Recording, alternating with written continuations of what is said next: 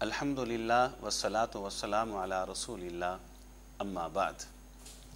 سوال یہ پوچھا گیا ہے، اگر کوئی مسلمان نکاح کرنا چاہتا ہے اور مہر میں دینے کے لیے اس کے پاس کوئی رقم موجود نہیں، تو کیا وہ حق مہر کی رقم اپنے کسی مسلمان بھائی سے بطور قرض لے سکتا ہے؟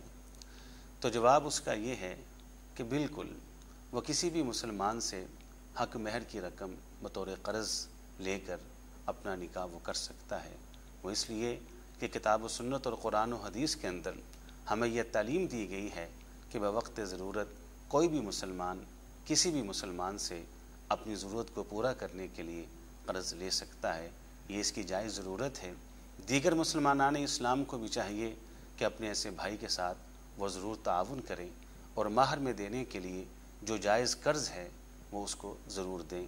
کلام اللہ کے اندر یہ بات موجود ہے، وَتَعَاوَنُوا عَلَى الْبِرِّ وَالتَّقْوَىٰ، کہ ہر وہ کام جو نیکی کا ہو، ہر وہ کام جو تقوی کا ہو، مسلمانوں کو باہمی ایک دوسرے کے ساتھ اس میں تعاون کرنا چاہیے۔